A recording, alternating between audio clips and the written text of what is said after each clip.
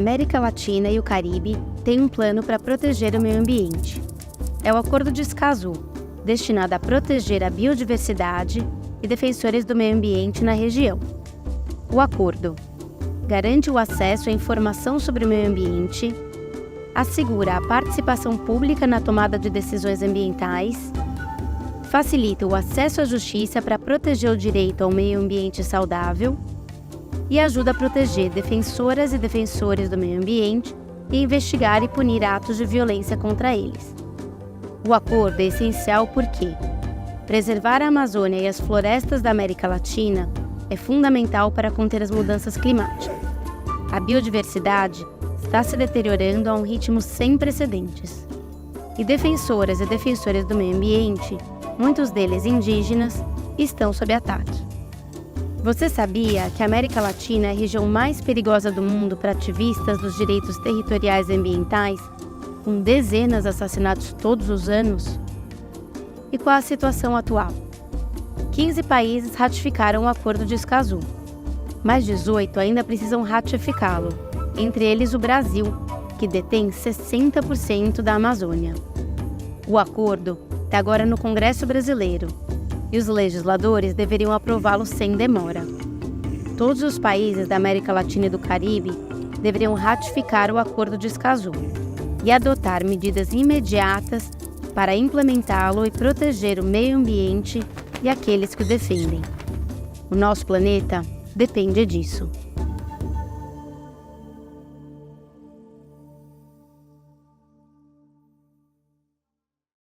E nesse dia de hoje nós vamos conversar sobre o tema, sobre a conscientização dos impactos sobre a mudança climática. Num clima de tanto negacionismo, nós temos que, no contexto da campanha da fraternidade, sermos agentes dessa informação, dessa verdade que já nos faz sentir a pele. Então, o tema de hoje é muito importante. Como que é importante que nessa semana nós tenhamos a missão de despertar as pessoas para a questão das mudanças climáticas. Ainda existe muito negacionismo, né?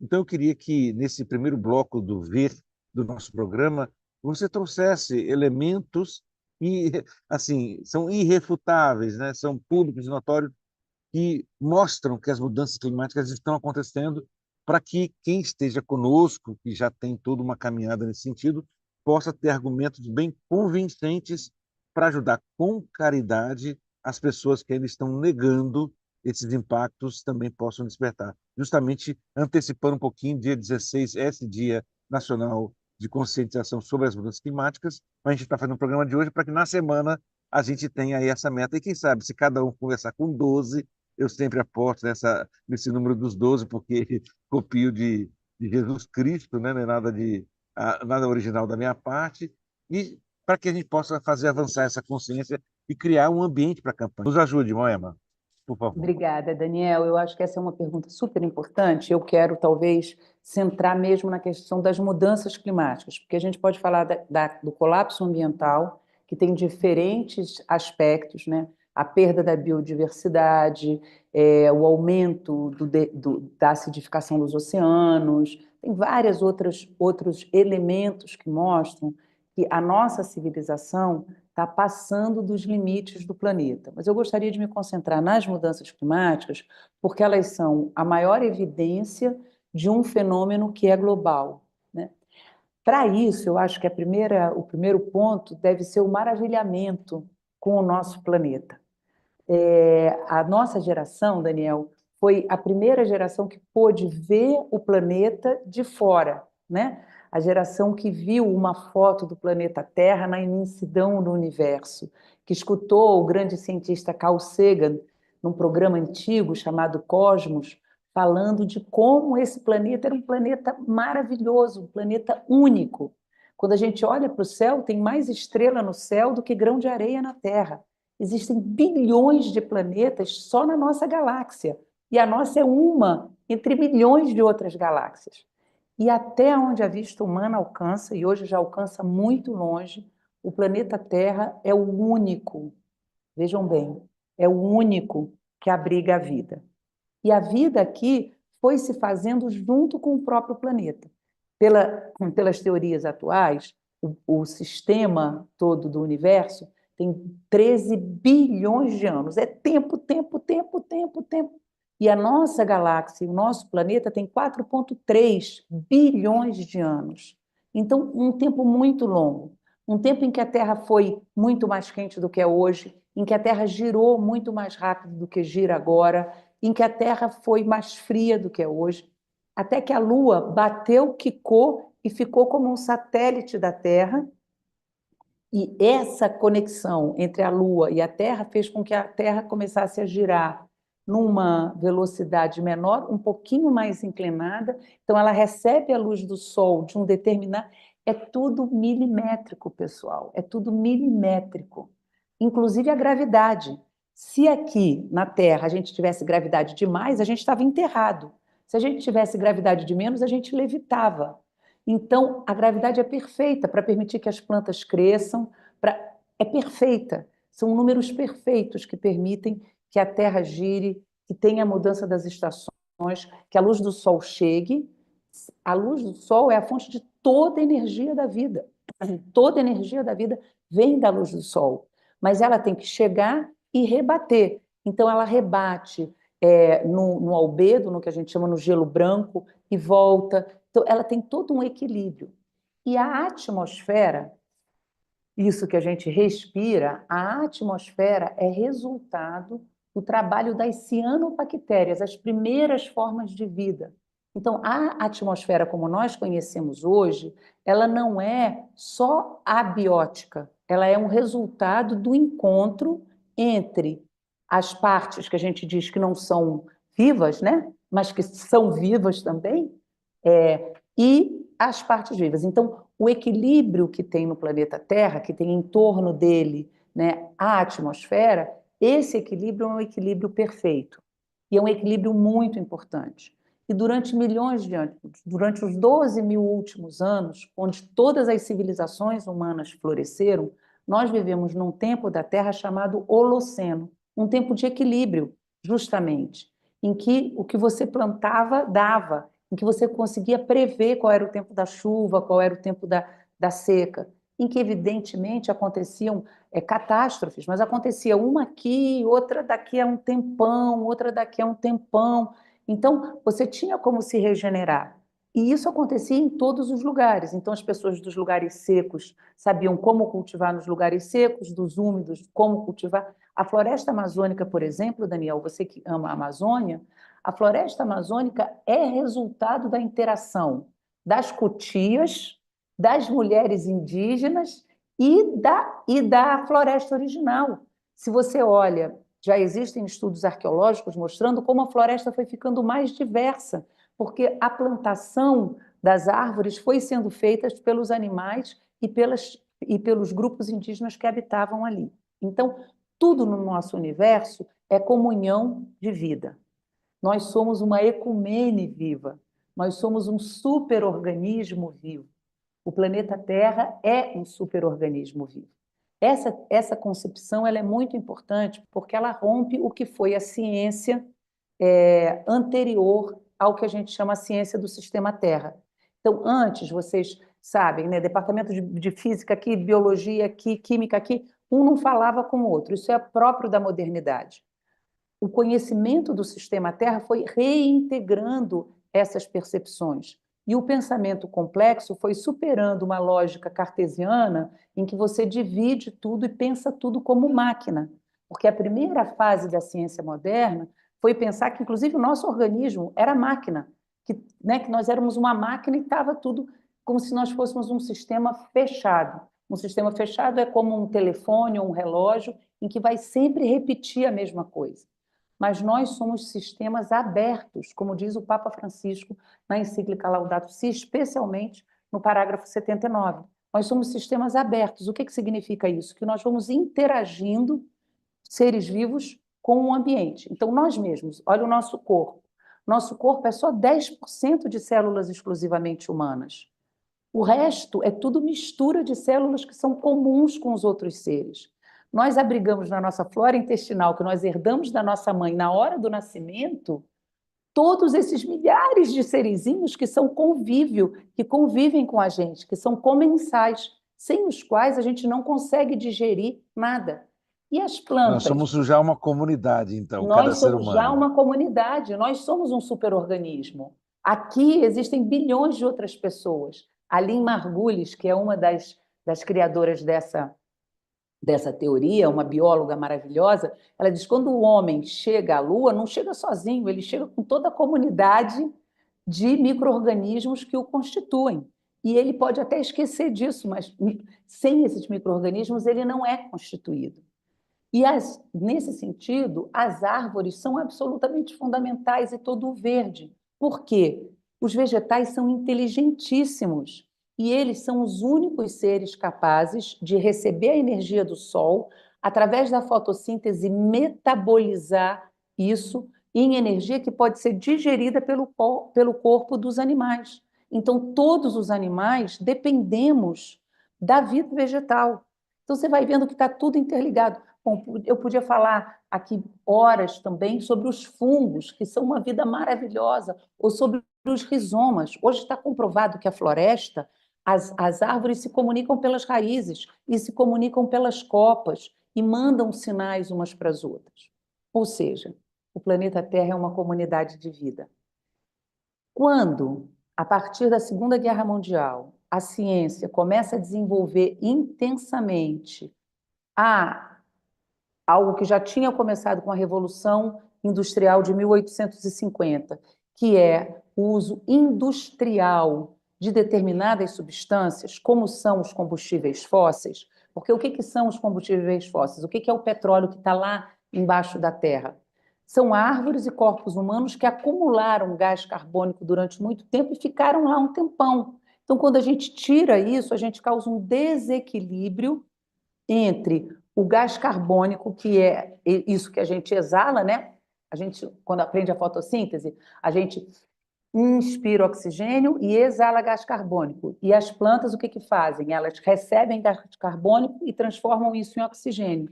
Só que se a gente produz muito mais gás carbônico e corta muita floresta, a conta é simples, qualquer criança entende. Não cabe, não dá. Então, existe o que a gente chama a ruptura metabólica, porque todas as formas de agricultura anterior, todas as formas de produção anterior, eram formas que respeitavam o tempo de colher e o tempo de plantar. É bíblico, né?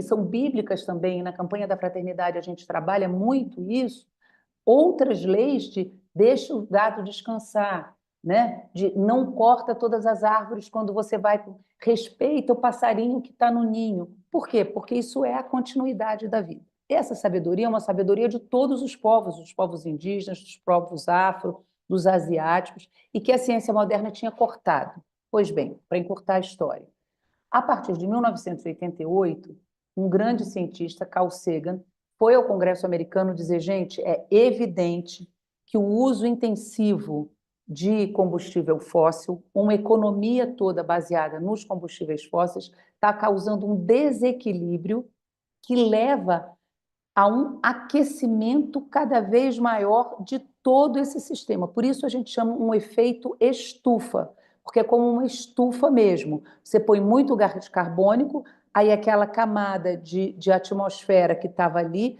fica muito quente, o sol bate e não volta todo. Ao mesmo tempo em que a gente corta as árvores e que isso causa o degelo do permafrost lá de cima, esse degelo esquenta os oceanos mais quentes matam as algas que vivem nos oceanos, que são super importantes para a produção de fotossíntese.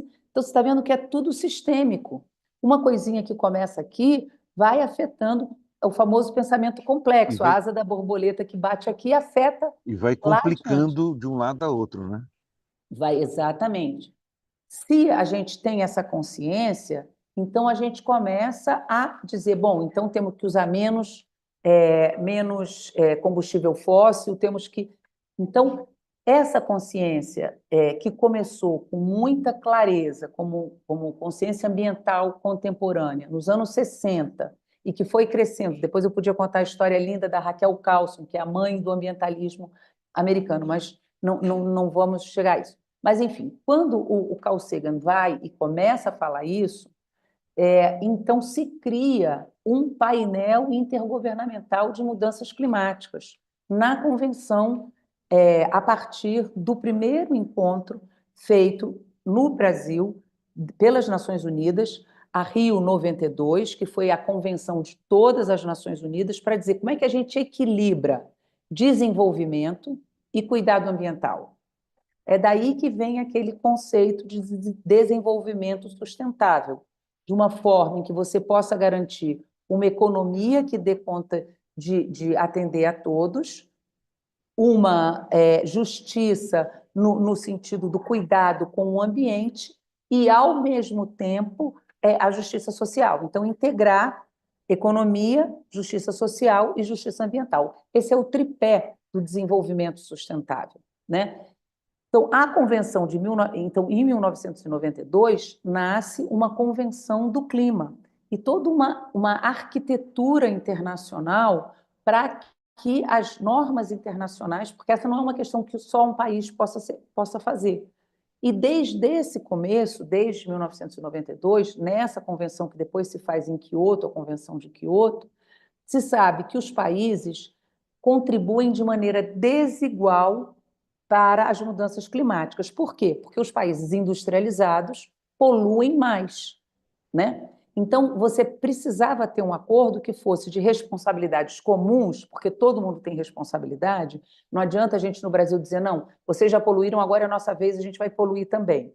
Não é possível. Então, as responsabilidades são de todos, são compartilhadas, mas elas são diferenciadas. Por quê? Porque os países desenvolvidos poluem mais, extraíram mais riqueza dos países do Sul, deixaram uma dívida ecológica imensa nesses países. Então, você precisa ter uma legislação em que aqueles que poluíram mais possam ser responsáveis por financiar uma mudança de padrão que beneficie a todos, que permita que os que ainda, né, os que são mais pobres, que não têm que se desenvolver com aquele mesmo formato.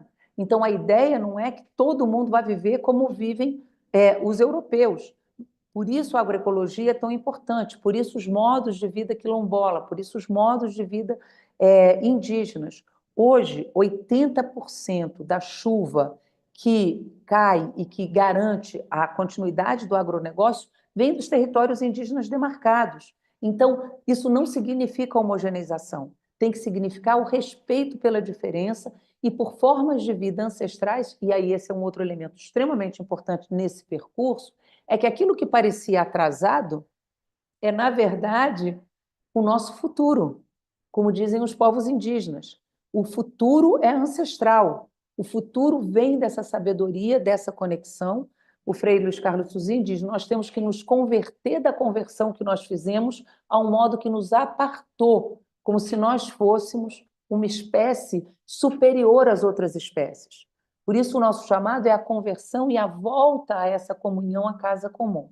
Bom, eu quero falar um minutinho ainda do negacionismo, Daniel, porque quando eu explico assim, para mim mesmo parece super claro. Eu acho que eu conseguiria explicar isso para qualquer pessoa, em qualquer lugar, que nós estamos sentindo na pele.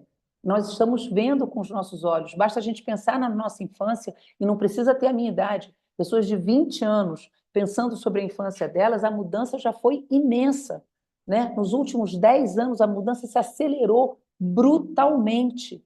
Então, mesmo pessoas muito jovens percebem como essas mudanças estão acontecendo, como as catástrofes são maiores, como as enchentes são maiores, e como a Terra está ficando uma Terra cada vez mais imprevisível.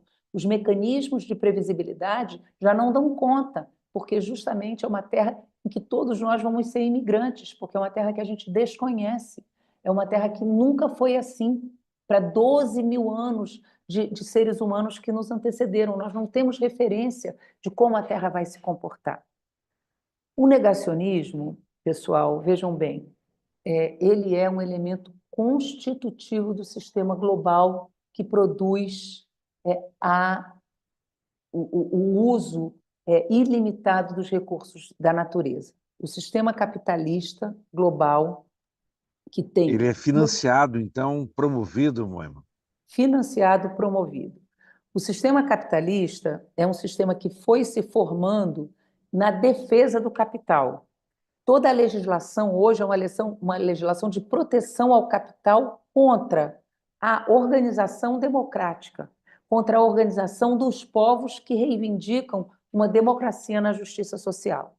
Já nas primeiras experiências de denúncia sobre essas questões, foi ficando claro que havia uma coisa esquisita sendo feita.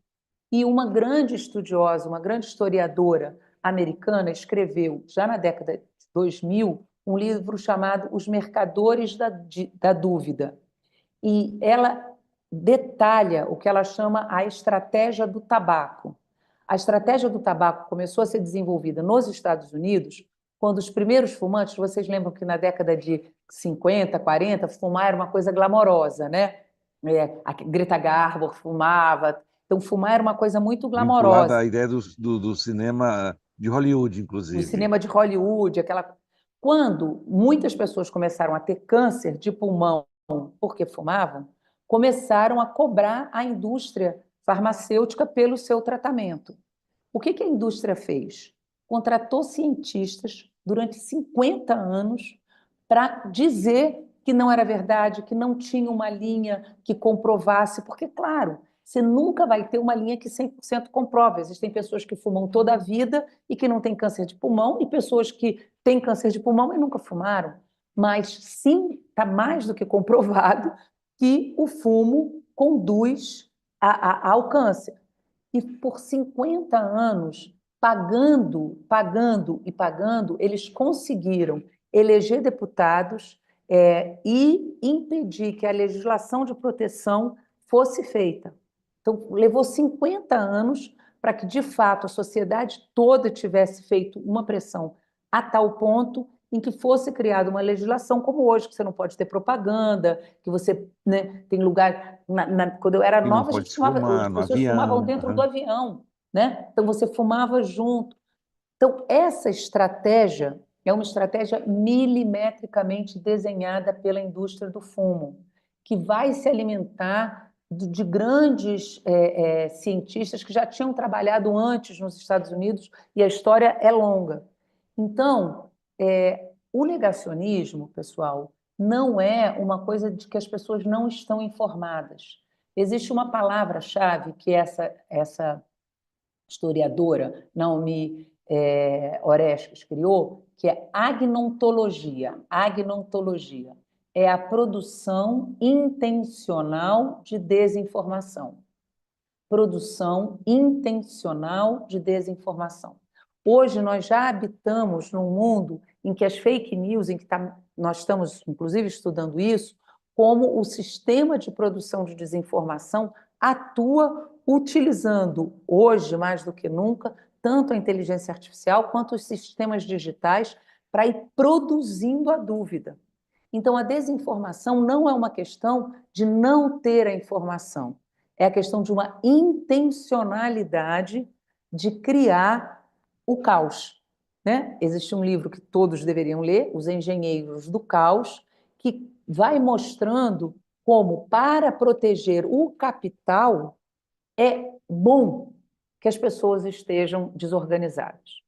E aí eu quero chegar ao elemento final disso. O elemento final disso é que nós vamos construindo uma sociedade em que os ricos são cada vez mais ricos e há uma permissividade para a emergência de pessoas hiper-ricas, que hoje controlam e governam o mundo. Então, quando você olha um governo como o governo Trump, é um governo, como disse o Bernard Sanders, dos bilionários, para os bilionários e pelos bilionários, que são, de fato, as pessoas que, pelo seu modo de vida, mais poluem.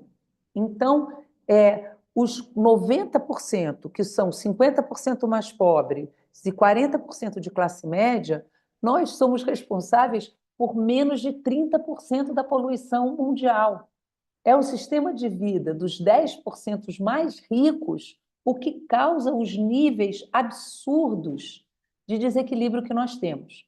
Então, isso significa que nós temos que ter muita consciência e temos que atuar, claro, cada um de nós fechando a nossa torneira, não usando copo plástico, tendo a consciência de que uma gota no oceano faz a diferença, mas, ao mesmo tempo, nós temos que ter consciência do sistema que leva, ao desequilíbrio do planeta, e dois, à criação intencional da desinformação. Com a produção de uma lógica que é completamente louca deles, de que, de fato, eles podem ser transhumanos. Um mundo com menos humanos pode ser melhor para eles. Então, um mundo em que não caiba todo mundo, um mundo para poucos. Essa é a grande ameaça que nós estamos vivendo, e a questão ambiental ela é a porta de entrada que evidencia o perigo a qual nós somos submetidos, que não é para a gente ter medo, mas é para a gente ter precaução, cuidado e conhecimento, para justamente poder ir desmontando os sistemas que vão entrando, né, na sociedade, vão permeando com o WhatsApp muito mais, né, da desinformação que vai entrando intencionalmente, e você acaba reproduzindo, às vezes sem ter a consciência de que está, de fato, reproduzindo e alimentando um sistema de desinformação. Que bom, eu quero concluir aí também, acrescentando aí essa partilha da Márcia, né? Márcia Maria Oliveira, nossa companheira. Um aprendizado de escuta. Precisamos ter a humildade de aprender com os povos indígenas e com as populações tradicionais. A leveza da vida, a simplicidade, a contemplação, o cuidado da casa comum. Nesse caminho, a gente acaba encontrando as razões da nossa esperança. Muito obrigado. Olá, ouvintes. A leitura do Evangelho de hoje é Lucas, capítulo 20, 27 a 40.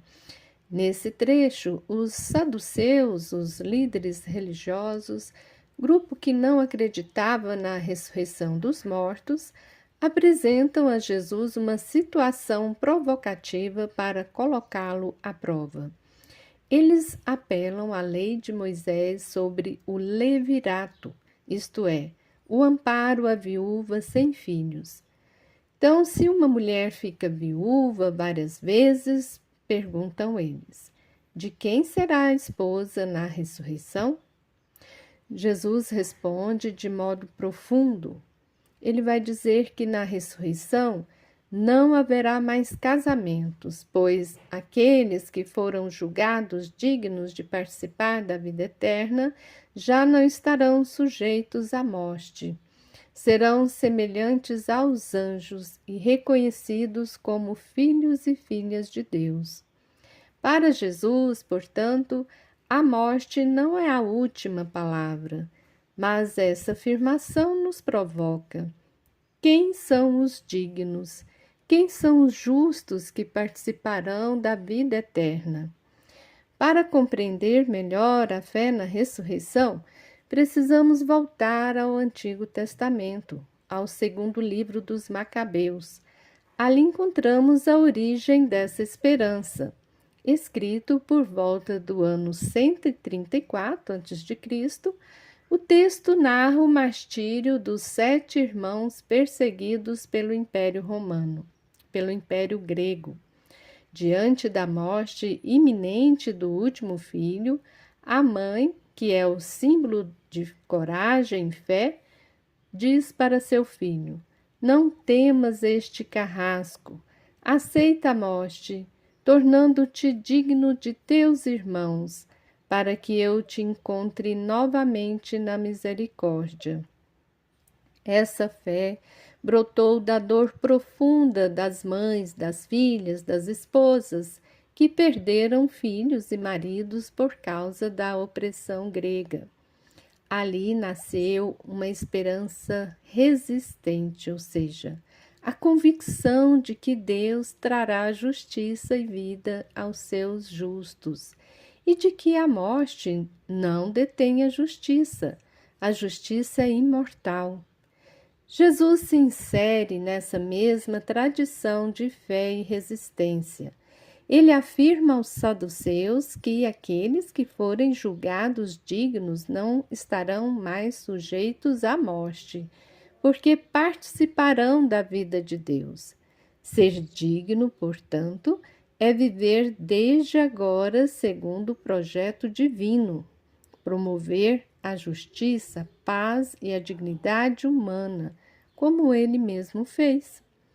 No Sermão da Montanha, Jesus proclama: felizes os perseguidos por causa da justiça, porque deles é o reino dos céus.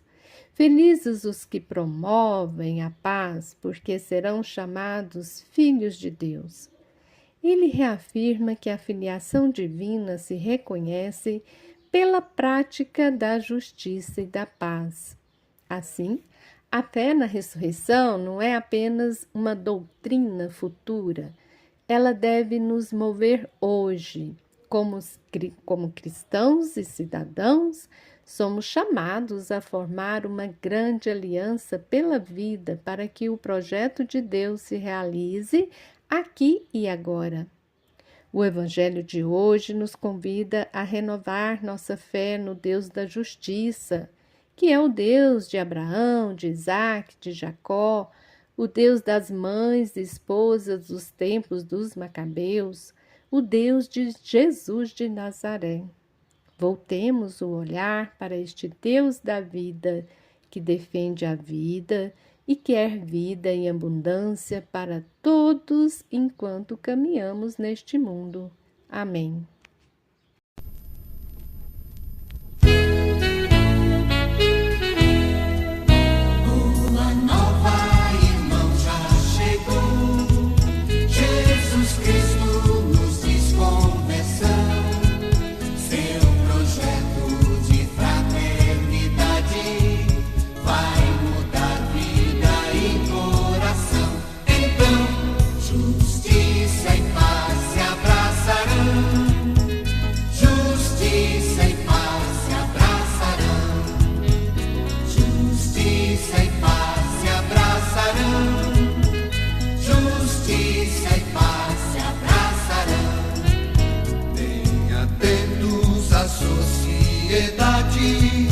Bem comum, todos dando as mãos, os direitos também os deveres, respeitados por todos serão.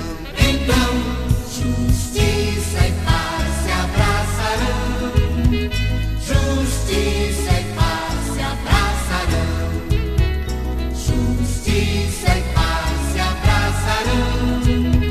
justiça e paz se abraçarão.